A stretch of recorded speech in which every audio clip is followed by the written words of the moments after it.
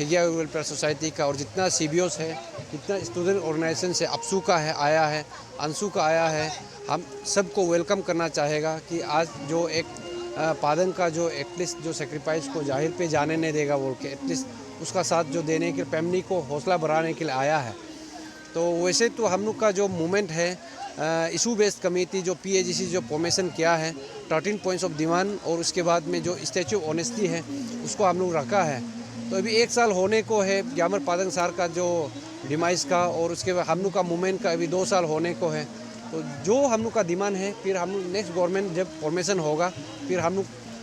फिर गवर्नमेंट को फिर हम लोग फिर डिमांड रखेंगे। फिर जैसे कि आप बोल रहे हैं कि ये इशू बेस्ड वो था, इशू बेस्ड डिमांड था, बट अभी आप लोग का कुछ पेन अरुणाचल स्टीयरिंग कमेटी का कुछ टेशी राणा ने भी जैसे कि कंटेस्ट किया MP के लिए, तो अभी नया गवर्नमेंट जब मिलेगा तो आपको क्या न्यू से शुरुआत करेगा 13 ऑफ डिमांड के लिए? नहीं, जो PAGC है हम लोग पहले से बोला है कि PAGC ए पॉलिटिकल है।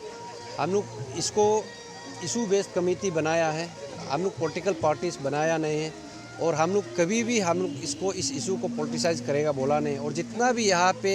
हम लोग का ये मूवमेंट पे सोशल एक्टिविस्ट जुड़ा है और जितना भी बाकी ऑर्गेनाइजेशन वो आया है साथ दिया है, हमेशा 13 पॉइंट्स ऑफ डिमांड और जो स्टैच्यू ऑफ ऑनेस्टी का बारे में बात किया है। तो हम लोग कभी पॉलिटिसाइज नहीं किया है। तो जो हम लोग का जो डिमांड है कोर इशू है, कोर इशू ही रहेगा, 13 पॉइंट्स ऑफ डिमांड रहेगा और उसके स्टैच्यू ऑफ ऑनेस्टी वही रहेगा। तो उसी डिमांड को फिर हम लोग PAGC जब नया गवर्नमेंट फॉर्मेशन होगा फिर हम लोग उसी को गवर्नमेंट टेबल पे फिर हम लोग अप्राइज करेंगे। फिर जैसे ग्यामर पादंग जी का फैमिली मेंबर का ये कहना है कि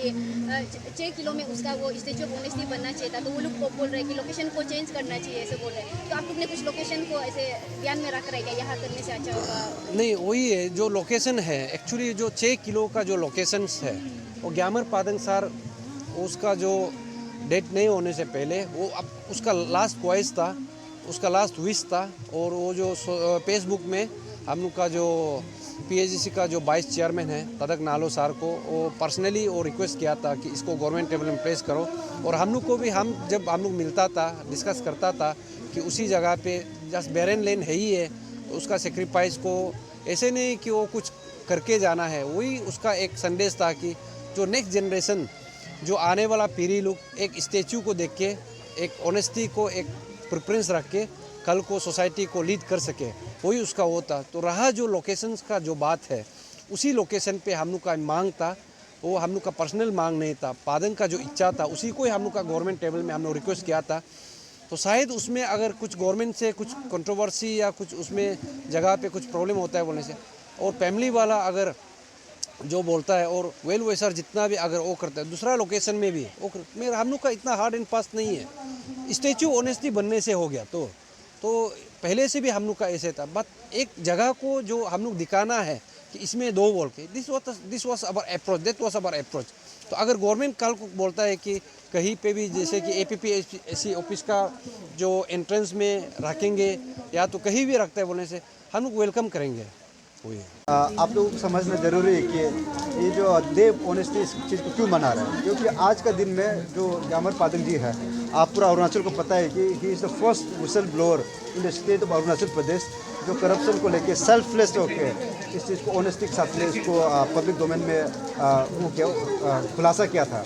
तो आज का दिन में जो देव ऑनेस्टी का जो सिग्निफिकेंस है हम इसलिए इनको जता रहे हैं क्योंकि इस तरह का जो इनकरेजमेंट है, इस तरह का जो इंस्पिरेशन है जो लेट ग्यामर पादंग सर जो किया है करप्शन के प्रैक्टिसेस को पब्लिक डोमेन में लेके आने के लिए, ये जो है अभी आगे और भी जितना करप्शन प्रैक्टिसेस कई डिपार्टमेंट में जहाँ भी होगा हर किसी को इतना हिम्मत मिलेगा, इतना इंस्पिरेशन मिलेगा कि इस चीज़ को सामने लेके सबके सामने में रखें और ऑनेस्टी के साथ में जो राइचसनेस है उसका जो वर्चूस है ह्यूमन का उसको आगे बढ़ाने में एक इंस्पिरेशन रखिएगा बोल के। तो इसीलिए आज हमारा लेट ग्यामर पादंग सर का दैट एनिवर्सरी का ये पहला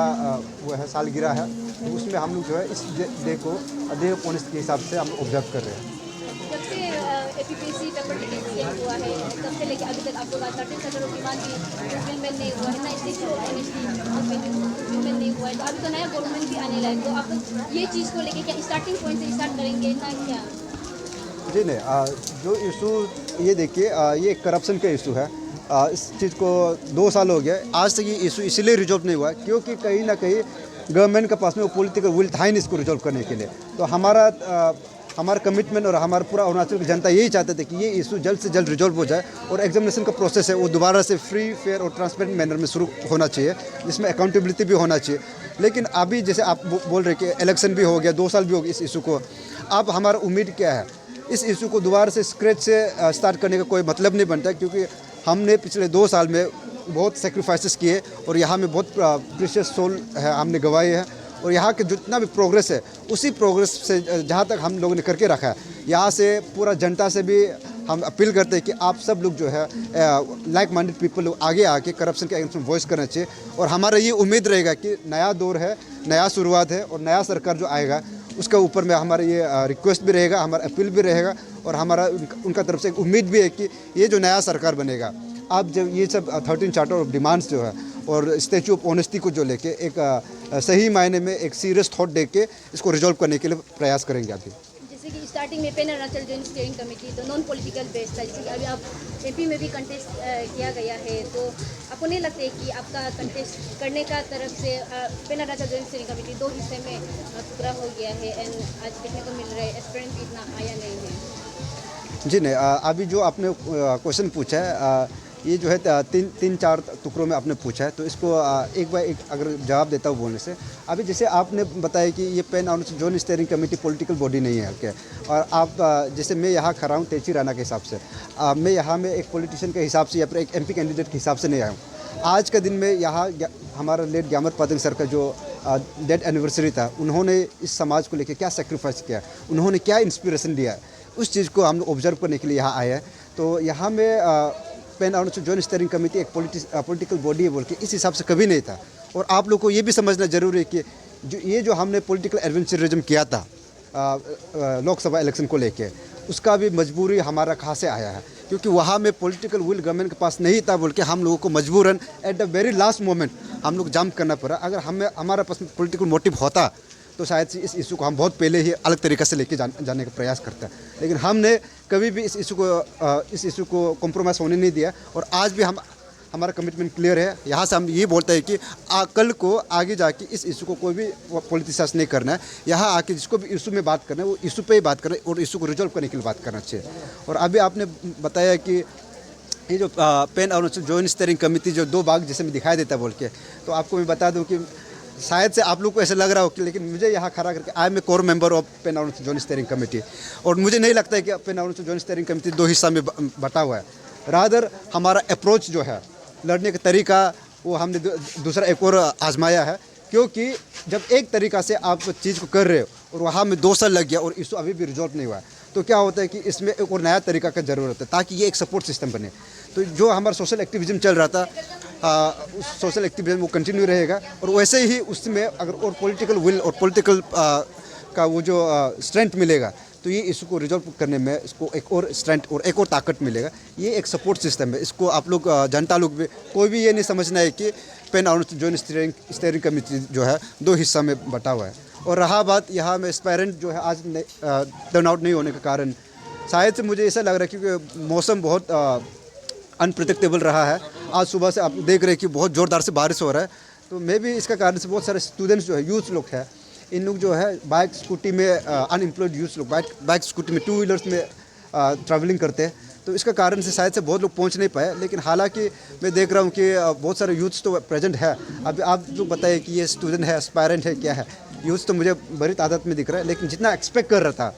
शायद से अगर मौसम बेहतर होते तो बड़ी तादाद में लोग आते हैं, क्योंकि पादंग सर को जो है पूरा अरुणाचल प्यार करते हैं, और उन्होंने जो यूथ्स के लिए, यहाँ के माता पिता, यहाँ के बच्चों के लिए जो किया है, वो शायद से अरुणाचल कभी भुला नहीं पाएगा। तो वैसे ही शाम तक का समय है, अभी पूरा दिन बाकी है।